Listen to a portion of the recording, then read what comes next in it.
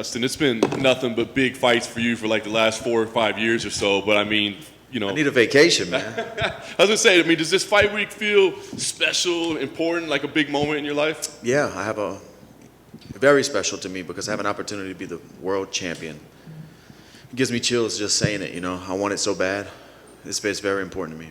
So it was so interesting, I thought, when you took the trilogy fight with Conor, right? Did you have to weigh in the fact that if for some reason I come up short, that world title fight's going away? Yeah, I knew that going into that fight. In the back of my head, that was, you know, I'm gambling on myself. Every fight is a roll of the dice, and, you know, no matter how prepared you are. What we do is a crazy thing. The sport is crazy, and but it all worked out. Yeah, no doubt. Now you're here. Well, I mean, Charles obviously has a great story as well, great journey through mixed martial arts. What did you think when you saw him become champion? I mean, were you almost happy for him in a way? For sure, man. I've been watching that guy a long time. We've both been in the same waters, 45, 55 for the last decade in the UFC. And there's a list of guys that when they won the belt was really special to me, and he's on that list. You know, Bisping's on that list. Robbie Lawler's on that list. Underdogs. The guys who, you know, of course everybody's fighting against adversity, but the guys who were counted out a couple times and made it happen. And I'm trying to add my name to that list. That's the goal here this weekend. No question about it. He's obviously an absolute killer. You've been facing nothing but absolute killers. But when you look at him, is he more dangerous, less dangerous than some of the other guys you've been facing? There's so many variables when you're talking about dangers in mixed martial arts. He's as dangerous as any of the other top guys I've fought, just in different areas. You know, his submission game, numbers don't lie. He's one of the most dangerous, most dangerous ever to hit the canvas in the UFC. And we didn't put that aside in training camp. You know, we really focused on defense and fight IQ on the ground and where I'm at in the rounds and risks we need to take. So, you know, he's very dangerous. Last thing for me, I mean, I guess it's this moment to enjoy it first, right? But what is your plan as champion, right? I mean, you've done everything. You fought everybody. Like, do you see, like, I'm going to win and have this long reign? Or is it like, man, I'm going to get there and maybe that's about it for me? You know what I mean? What's the plan? I'm not sure. I haven't really looked that far. You know, I have to perform Saturday night and get that belt. And then we'll take it from there. But sitting here thinking about it, you know, I'll probably defend the belt. I do believe one day I'm going to fight at 170 pounds in the UFC. I'm not sure if I'm going to make a title run, a career run, and, you know, but I'm 32. I'll be 33 next month. I still feel good. I'm injury free. I feel healthy, so I can continue to do this as long as my body allows me, and I feel good. But the goal is just to put that world champion next to my name and cement that in history. That's all I'm really focused on. Dustin, right here. I think from the fans' perspective, a lot of people view Charles Oliveira as this high-level elite grappler, but lately he's been putting away a lot of people, or at least setting up submissions with his hands. You've obviously fought in, like, the Anthony Pettis's, the Holloways, the Conors. So how would you rate his striking compared to a lot of the other people's in the division? He's dangerous. He throws big knees, big kicks, power shots. He keeps himself protected, throws a good sharp hook that he hit Chandler with. He does a lot of things well on the feet. Not a big volume puncher, not the best footwork, but very aggressive and not a point fighter. You know, he's trying to finish you.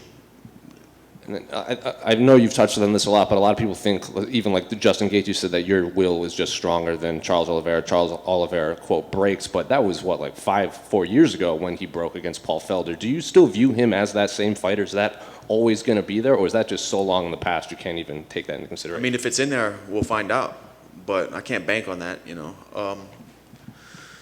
We'll see. He showed grit in his last fight against Chandler. You know, he got hurt, almost got finished, came back and knocked the guy out. So if that's, you know, your last fight is the one I go off of, and he showed championship grit.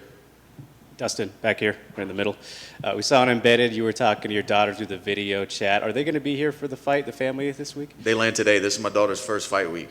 Yeah, they land today. All right, cool. I was going to ask that is it stressful for you to have them, or is it kind of more motivating, like distraction-wise? How do you kind of view having them? No, I love my family, and they come with me to training camp the whole time. And she was actually born on the day that Nate Diaz fought Conor. I forget what UFC number that was, but we were in the hospital room, rented it from UFC.com on my laptop, went pick up some food. You know, she was born into this. I have a gym back home. She was raised in the gym too. This is just life. It's not a big deal to her, you know. And I know that you missed Thanksgiving, so sorry to bring it up, but what's your favorite pie, man? Damn, I like pecan pie, man. I really do. But I'm gonna catch up on all that for Christmas. There you go. Best of luck, Dustin. Hey, Dustin, right here.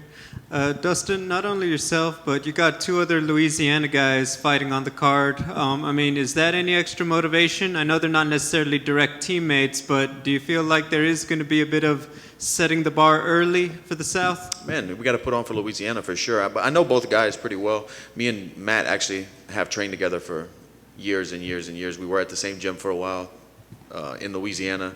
He came out to American Top Team. We were training together there. So, and I've been knowing him for a long time. I've cornered him before he made it to the UFC. So it's good to see those faces and be around those guys on fight week. You know, we're a long way from the rodeo arenas we fought in Louisiana. And to talk to you a little bit about other stuff going on in the lightweight division, just your thoughts on the other big fight coming up, Makhachev versus Beneil Dariush. It's a fun matchup. You know, Dariush is on a streak. Makhachev is dangerous.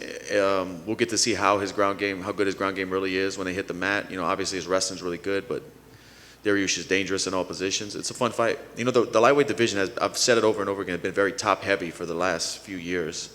And it seems like it's not going anywhere. Is Justin Gaethje a different guy than when you fought him, in your opinion? I'm not sure.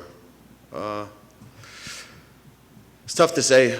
You know, I know a lot of people thought he made a huge jump when he fought Tony, and I do think he is improving. I just think Tony made him look really good as well. It was a good matchup. But no, he's tough, man. He's tough. Final one, you've got the original, you've got the knockout edition. If you win the belt, is there going to be a championship edition hot sauce? Man, we're launching this week a 3-pack with gold labels for championship week. It's not a different sauce. It's the same original sauce with gold labels. We're going to do a limited run of 2,100 because this is going to be my 21st win in the UFC. And $10 from every pack is going to the Good Fight Foundation. We're trying to raise money for Second Harvest Food Bank to provide 300,000 meals in Louisiana to underserved communities that need it. So, yeah, we're trying to tie everything in together. Thank you and good luck. Yeah. Oh, mic's off. Your last 2 fights had a lot of kind of emotional buildup with Conor. How's this one different in terms of like your headspace for this particular fight? It's smooth sailing. You know, not a lot of back and forth. He seems respectful. But at the end of the day, it's a fight. You know, this is warfare when we get in there. So the more mature me, I don't really pay a whole lot of mind. Even in the Conor fights and the build-up, I didn't really get too caught up in it. I don't really care about that stuff anymore. I know what matters. So even if this was a crazy back and forth verbal exchange, it wouldn't, when the bell rings Saturday night, it's going to be the same result. Just a follow-up to that, your wife was also involved in some back and forth. At least it got to her when you were fighting Conor. How's she doing with this particular fight? Is there a lot of relief in the house this time around? There wasn't any tension in the house before. Just like I said, when my daughter was born into this, my wife drove me to my first fight. I didn't have a car. She drove me across state lines to Arkansas, and I fought in a rodeo arena back in 2007 maybe. So she knows this game as well as, you know, probably better than some people in the car.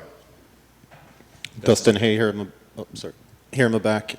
As you mentioned, there's a lot going on in the lightweight division, and it seems like Justin Gaethje will be the next one to challenge after this. But there was a lot of talk about that. A lot of people felt Makhachev deserved it. In your opinion, who is the most deserving lightweight to challenge for the title after this fight? I don't know, man. That's Dana, Sean, and Mick's job.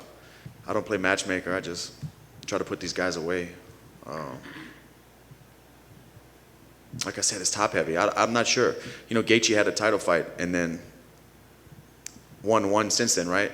Yeah. But he beat a guy Chandler was coming off a win, so I don't know, man. It's tough. It's been murky waters. It's hard to, you know, pick who's next. And you mentioned moving up to welterweight in the future. Obviously, Colby Covington has had a lot of negative things to say about you, and that's where he resides. Is that a fight that interests you in the future? We'll see. I'm not sure how soon I'm going to make that jump, you know, especially if I become the world champion Saturday. I have to, you know, defend the belt, and I have to be here for a while and establish myself as a world champion. But everybody's on the list if I move up, you know. Dustin, down down here to your left. You touched on, obviously, the win being your 21st, if you get it, but I believe in January 1st will be the 10-year anniversary of you making UFC debut at UFC 125. 11 year. Oh, 11 years. I can't even count, man, anyway. But anyway, how would you assess the journey? Because you've had ups and downs, and you picked yourself back up off the figurative canvas many times. So how would you assess the journey so far? Beautiful, man. A learning experience. It helped me become the fighter I am, but also the person I am. You know, I just hope I can pass on these lessons I've learned to my daughter, to other fighters in the future. You know, it's more than fighting. It's life lessons, and I'm just happy with the person I've become. And I know you're not one to overlook your opponents or whatever, but having had the interim belt wrapped around your waist, have you thought of what the feeling will be like when you have the undisputed one wrapped around your waist in front of a packed crowd? Man, when I do think about it, I just think about the next day. Not the moment, the next day when I can exhale. Because it's still going to be, you know, I'm going to win this fight, do media, go back to my hotel. It's still a rush of madness, you know. But when I get on that airplane with my wife and daughter the next day and I can exhale and nobody's asking questions, and I can hold the belt with my family, that's what I think about, that feeling. And I can't wait to see what it feels like. Thank you.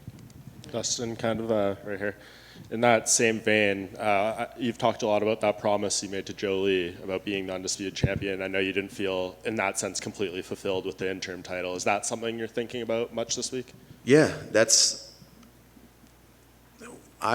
if I can become the world champion Saturday night, I've done it all in the sport. Everything I've set out to do, I've set my family up. We're in a good position financially. I have other businesses outside of fighting going on. I have to check that box. That's forever. You know, I was saying 25 minutes to make life fair. This is 25 minutes for eternity. 25 till eternity. That's what this is. You don't take that away.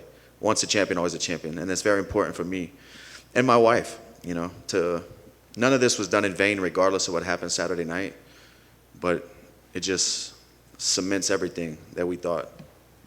And last thing, I know you retweeted that graphic I put about the stats in this fight, you know, most finishes, most wins, bonuses. Can you try to put into context, I know you're a fight fan, like the specialness and the uniqueness of this matchup between you and Charles? Me and Mike were just talking about it whenever that graph came out. We were sitting at the kitchen table, and I don't ever sit back and like reminisce or look at all the stats, longevity stats like that, but thinking about it is crazy because it doesn't feel like I've been doing, you know, it's happened so quick. Even though it was 10 years, it happened so quick. It goes by so quick, and all the things you accomplish and add up and stack to the record books. I never sit down and look at it all, but to see that on the graph and to start looking, we started pulling up other records and stuff, and it's crazy, man. It's a good feeling. Yeah, Dustin, just one more back here. On the top, as I mentioned, the welterweight division before, the hottest rising guy there right now has got to be Khamzat Chimaev. Everyone's talking about it, and some people saying he's a future champ. Some people saying he's a little overhyped. Where do you stand? What's your opinion? I'm a fan. I want to, when he's on the card, I'm buying the pay-per-view or watching. It's exciting. That's what makes me want to watch, to find out if he's that guy, to see him compete. So, and I think the sport needs that. We need stars to stay to keep people interested. Not that they wouldn't be without it, but it's fun when you have a guy like that. Is this a real special person? And we're going to find out. And the last one from you then. You were on Hot Ones and you went through some pretty spicy sauces. Did that in any way affect or inspire you to try some of your own super spicy sauces in the future? We launched a KO edition, and man, that's about my limit. That's about my limit that I can enjoy before it becomes like a gag gift. Anything that's too hot is like you're going to use it one time to mess your friend up, and that's it. We'll see. All right, thank you. Thanks. Undisputed.